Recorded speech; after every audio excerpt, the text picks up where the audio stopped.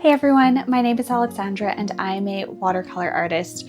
We are well into fall, so today I wanted to show you guys how to paint a fall moody watercolor landscape. Let's get started.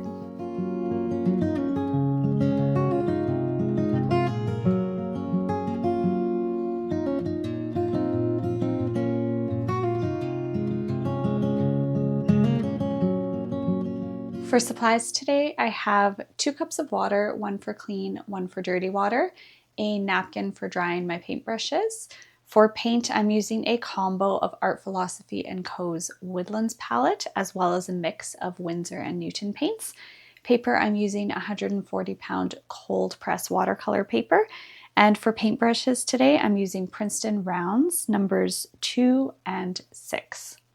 So the first thing that I did to prep my paper is I taped around it, just because we're going to be using a watercolor wash for this painting. We want to make sure that it's taped well so that we can wet the paper and it's not going to wrinkle.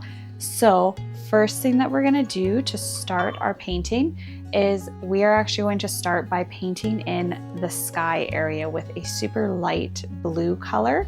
So I'm actually going to take my brush and I'm going to just fully wet the top third of my paper.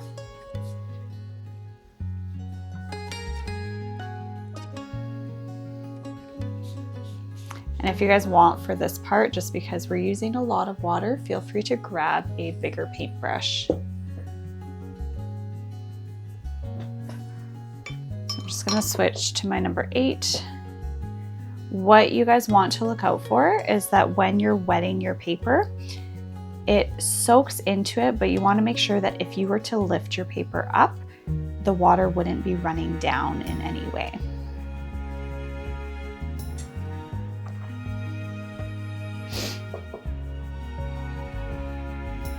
So now that my paper is fully saturated, I can go in and mix my color. I want this to kind of look like a foggy, rainy day. So I'm going to go in and mix some of my blue, but I'm going to mix it with a little bit of gray. So I have a mix here of my stream blue from my palette, and I'm going to add a tiny bit of this gray into it.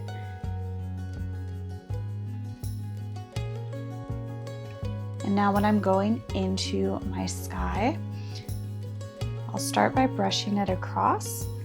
And then in a minute here, I'll add some darker spots just to give the illusion that there are some clouds as well. So using this wet on wet technique, I can really let the water do a lot of the work here. Now, if I want to go in with some gray specifically, I can, and I can just add that in to a few places to give a little bit more depth to my painting. I'm going to be painting a little bit of a mountain in here later, so I really don't want to go too dark. And I want to bring it down low enough that my trees that I'll be painting will slightly cover it as I go. So I'll add some more water there. Another thing that you guys can do if you don't want to use a paintbrush for this is you can use a spray bottle just to get your paper nice and wet. All right, so I'm liking how that looks. I'm now going to come down and start by working on this bottom half. In our bottom section here, we're just gonna start with some dry grass. So same thing, I'm using a wet on wet technique, and I want to mix for myself a nice sort of sandy color. I have a bit of a blend on my palette here that's just some watered down brown, and I've added some orange into that as well. So feel free to mix up your palette with whatever color you want just to get it ready. My Art Philosophy palette has a nice sand rich color here, so I will add that in and mix it on my palette. And then if I want to that, I can also add just a touch of yellow or some orange just to give it some warmth. So now that I've done that, I can go ahead and prep the bottom of my paper here. So I've rinsed my paintbrush. I'm just going to rinse it in my clean water to make sure that it's good to go. And now, for now, I'm going to leave this middle section dry, and I'm actually just going to go into the bottom where we're going to be painting our color in. Now I'm going to bring the water up a little bit higher than where I'm going to end my painting, and you'll see what I mean by that in just a minute here. So I can now go into my sort of sandy color that I've made here. And I'm just going to do some strokes coming up. I'm starting with my bigger brush just to really cover the space, and then as I add details, I'll switch to my number 6.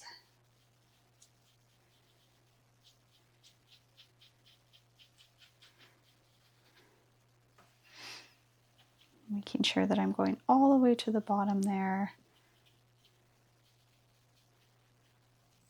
All right, so I'm going to switch to my smaller brush now, and we're going to add a little bit more depth of color. So going in, I'm going to mix in with a bit of my brown here. It's my burnt umber. And I'm just going to continue by doing kind of these strokes up and on an angle, just to give the illusion of it being something like wheat here. Now to add some depth, I'm going to go in with a darker brown and sort of blend that into the bottom here. And I'll be able to bring this color up in a second with a clean, wet brush. So one of the things with this style of painting is that you have to work relatively quickly while the paper is still wet, but you'll find it's very forgiving if we're going with a very loose and more natural looking painting.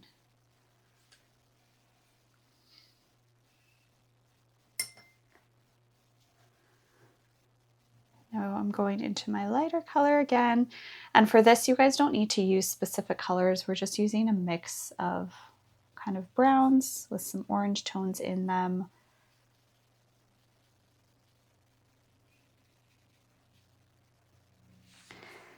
And now as we go, because I want it to kind of be darker and more shadowed at the base of my trees, I'm going to go in again and add a darker color right above where I've done this line. If you don't feel that you have enough water, you can go in and even just add some more where this dividing line is going to be, so that it gives it a really nice blend into what we've already painted.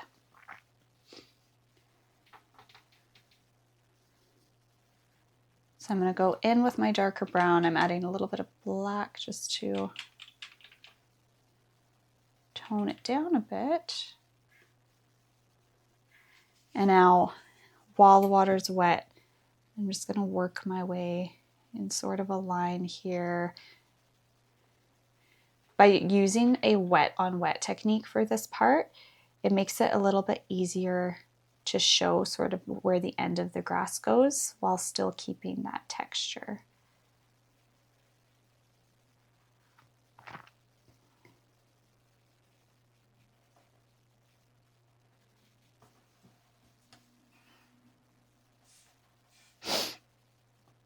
Now, if I want, I can even go in with a really, really deep green into this part, just because we're going to be mixing it in with some of our trees.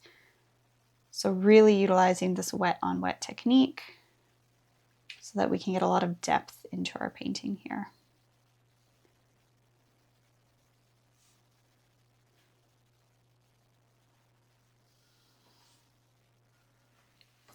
There we go. All right, so we are going to let this part dry. Already you can see there's so much more of a difference between the layers. Now, before we move on to the next part, to the trees in the middle, we are going to paint very, very lightly some mountains at the top to almost look as if they're sort of fading behind the clouds. So for our mountains specifically, for most of this part, I'm sticking with my number 6 brush, and then we'll move to a smaller brush once we're adding details later. But the idea with our mountains is that I'm going to go in with sort of a gray blue color. And I'm not painting anything super defined. I just want to focus on the shadows of the mountain. And I'll show you guys what that looks like. I'm using a reference photo for this. If you guys want, feel free to grab some sort of picture of mountains or something just to give you an idea, but you'll see in a second what I mean, that it really doesn't need to be super defined, just focusing on those main shapes. So with my gray, I'm looking at my photo for where I see the shadows of the mountain. And I'm just focusing on painting those in to make sure that I'm keeping this really moody effect here.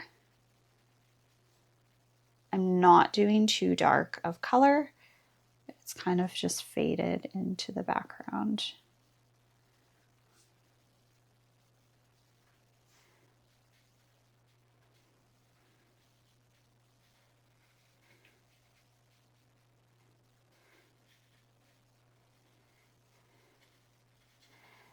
And as I work my way down, I don't mind having it fade out a little bit just because there's going to be trees covering this pretty soon here. So I can fade it all out as I work my way down, leaving space for the trees.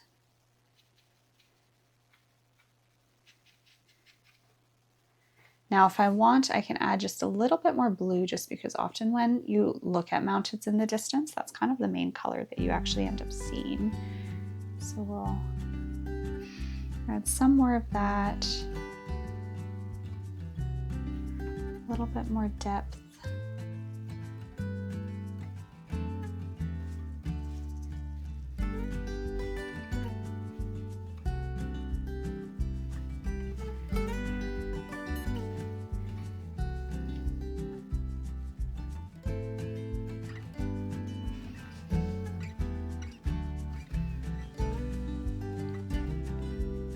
So really not too worried about how this looks. The idea is that I can see where the mountain slopes, and I am okay with it looking a little bit more on the abstract side of things.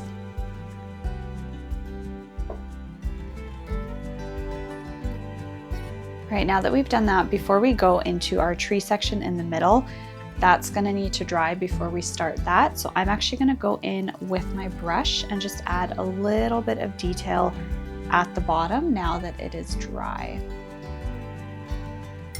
So what that's going to look like is taking the colors that I've already been painting with, and I'm going to dry my brush. I want to use almost a dry brushing method for this. And I'm just adding some strokes up. It's really, really subtle.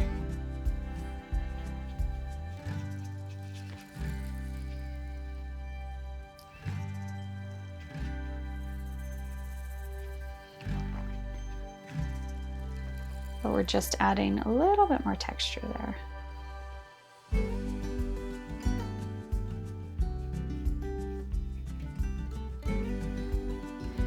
All right, so now we're going to take a minute to let this dry, and then we'll move on to our trees. Now that this middle section is nearly dry, we are going to continue with our wet on wet technique. So I'm going in with my large brush again, and I am just fully saturating this middle part, connecting it to where I've already painted, kind of with this darker color here. And you want to go a little bit over where you think you want the trees to be, just so that we have room for the water and the paint to properly bleed together.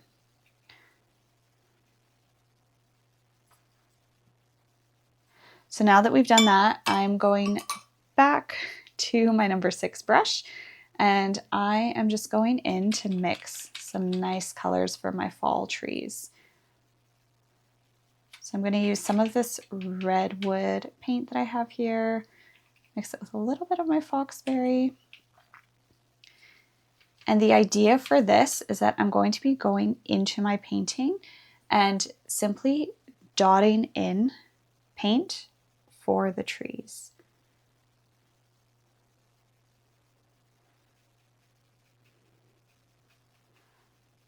Once again, we're going to have to work relatively quickly for this, just so that we can really do it while the paint is still wet. I'm going to go in so that I can blend it properly down here with a darker brown.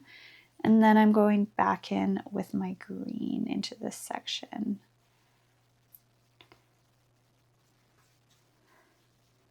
So here I have sort of a red colored tree. I might do one that's a little bit more of a green brown. So I can go beside, and I'm just dotting in for my next tree. And you guys will see once this dries, then we can go in and add different detail. Then I might go back to sort of my red-brown color. And I had a little bit too much water there, so I'm just going to dry my brush and pick that up.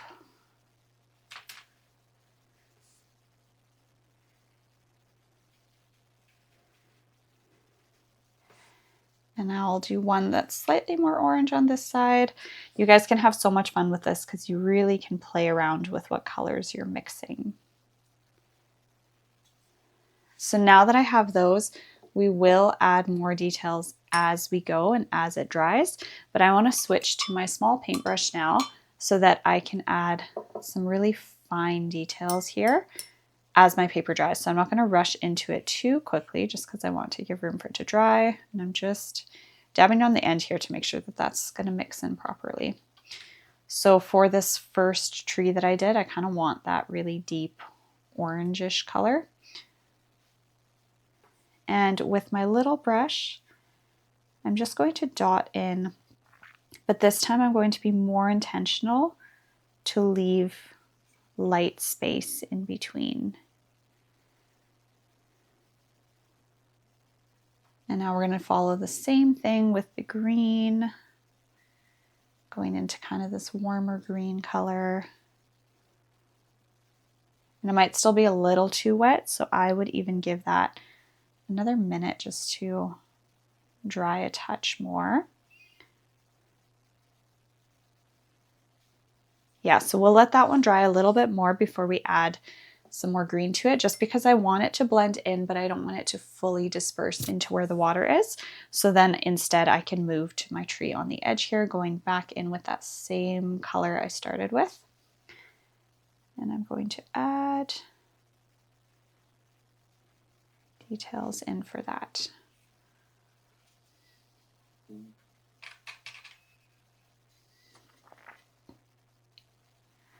So now I'll try to go back to my center tree, and right away that's better. I can see that it's not spreading too far. I've mixed sort of this mossy green so that it really looks like it's changing colors. Perfect. Okay, so while we let all of that dry, I'm going to go in again to my bottom portion with my small brush, and we're going to add some more details. So I'm going to mix a little bit of yellow here with some of my brown, and then we'll add some of this burnt sienna just to tone it down a bit. And just a touch of red. Now for this, I want to do it really watered down so that it's nice and subtle. And I'm just going to go in with my brush and do sort of diagonal strokes. We'll add some more specifically at the bottom here.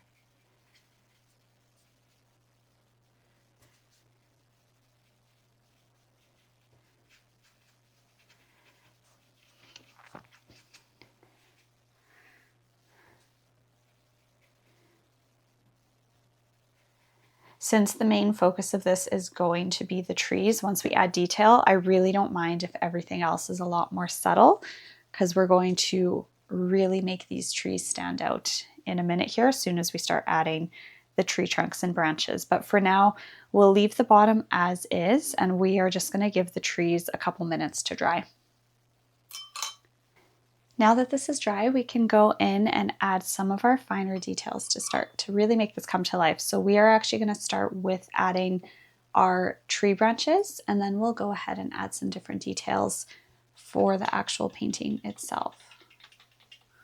So I am going to go in with my smallest brush and with a nice brown color here.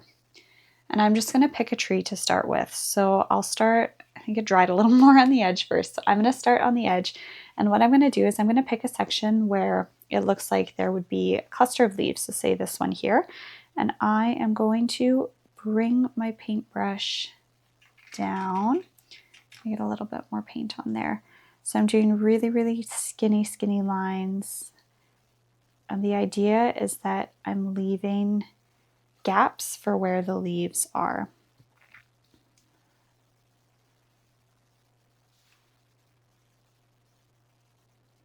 Sort of focusing on where the center tree trunk would be.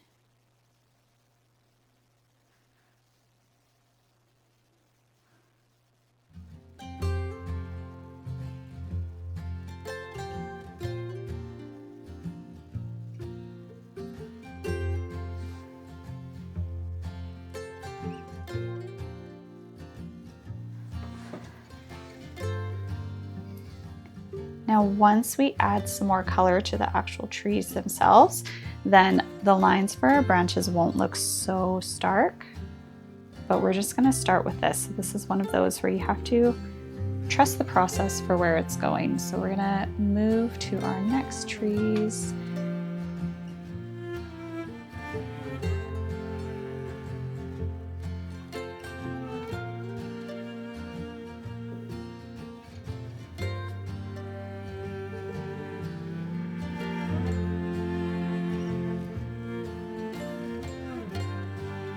We're just focusing with adding branches, all coming back to that center tree trunk.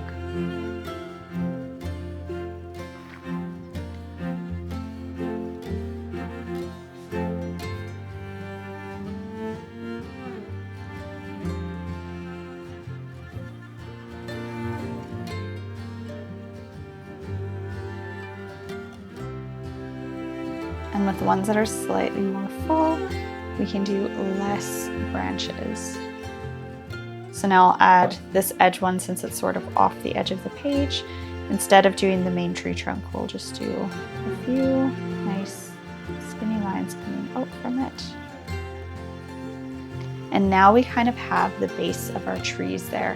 So with that, I want to add to this color that I have here. So I'm gonna go in, I'm sticking with my small brush for this, and I'm kind of mixing this brown green color. And I'm just going to add some depth into here by just fading out what I've painted into the bottom. So I'm essentially just moving my brush. I'm adding some texture. And once I've done that, I can go in with a clean, wet brush and just blend out that color. I don't want to take too much away from the effect that I had here. So if I go in with my brush and blend it out on both sides, then it'll bring it back to sort of that natural faded textured look. So now that I've done that, I can specifically go into my trees. So I'm just going to start in the center here with my green tree. So I'll get some of this green paint mixed up. I'm going to add a little bit of yellow in there.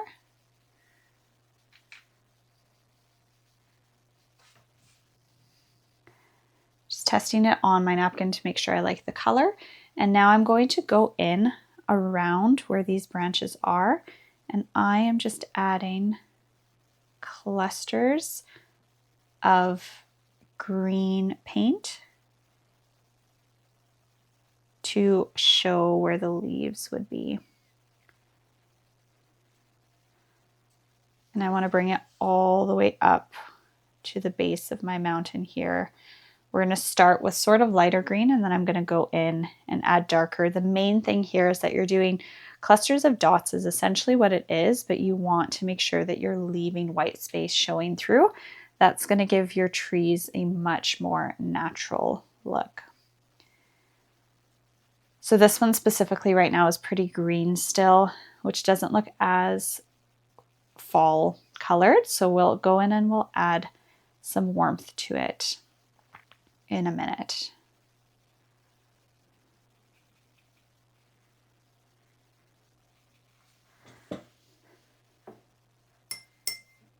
So that would be my first layer done. So now I'm going to go in with my dark green. And I am just adding this sort of to the base of some of the areas that I've already painted. So I'm getting my paint nice and pigmented on my brush. And I don't want to add it everywhere. I just want to dot it in to different parts of my tree to really make it stand out. Again, the trees are the focal point of our painting here, so we want to make sure that they stand out the most out of everything that's on here. I'll add again just a little bit more to the top so that it really shows where the difference is. And now that that's done for this tree specifically, the way that I want to give it more autumn colors is going to be by adding an orange brown color that I'm just going to dot in. So I'll go into my redwood paint here. And same idea, I'm adding that in, just dotting it into sections right over top of where the green was that I've already painted.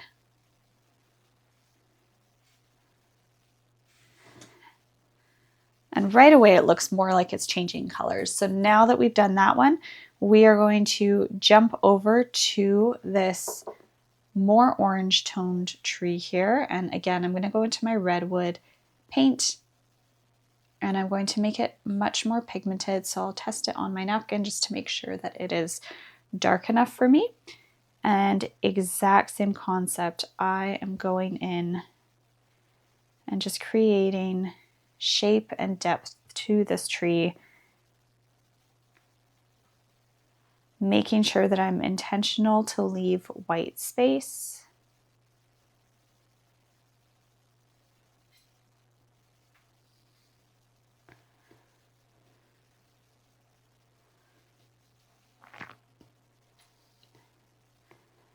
As well as hopefully making those branches look like they fit in just a little bit more because I'm now adding more contrast. So the way with this one specifically that I want to increase the contrast, this first tree I painted, I used the really dark green. This one, I'm going to do a mixture of brown and this dark green, and I am going to add it in to where I've already painted my orange color here. So I end up with sort of this mossy green brown color.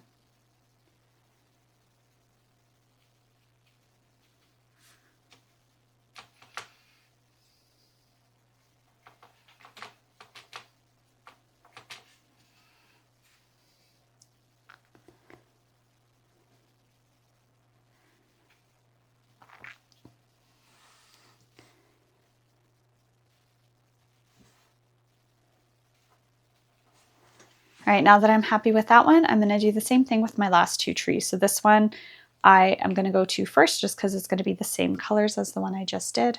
So I'll go in with my redwood and I'm adding clusters of color, just dotting my brush in. You don't need to be too precise with this.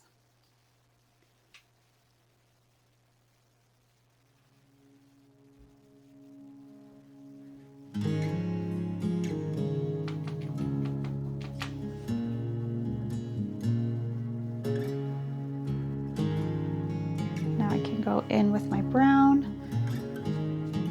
bring a little bit more of this redwood color higher here. And now I can go into my last tree. This one is more red, so I'm going to use my foxberry, and I'll mix it with a little bit of brown just to tone it down.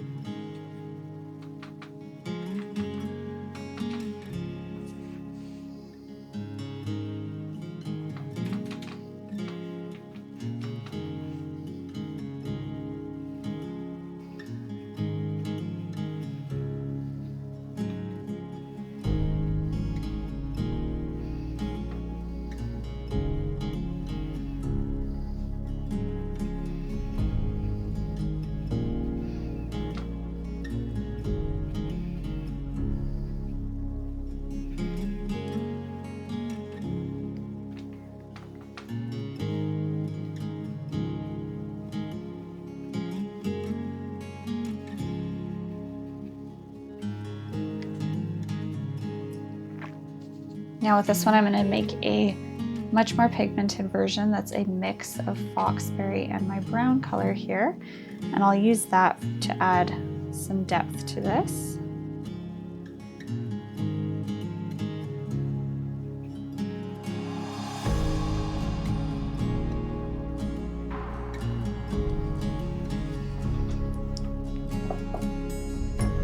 Now the last thing that I'm going to do, because my trees now have a lot more detail to them, for some of these, I don't love how the branches are very light and subtle, so I'm gonna go in again and just paint with a slightly darker brown over top of my branches, just to make them stand out a little more. Blend that out at the base.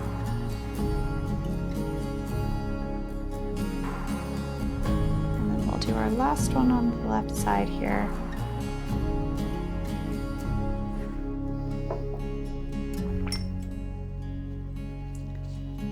Right, and that is all we have for our painting here. At this point, I definitely could go in and add more details if I wanted to either the mountains or the grass at the bottom, but I really like how the trees are the focal point in this painting. Thanks for watching. I hope that you guys enjoyed this tutorial. If you followed along, please do take a picture of it, send it to me, or tag me on Instagram at Alexandra Victoria Studio. I love to see what you guys are doing. Also, as fall is coming to an end and we're heading into winter, please comment below and let me know what you guys would like to learn next. See you next time.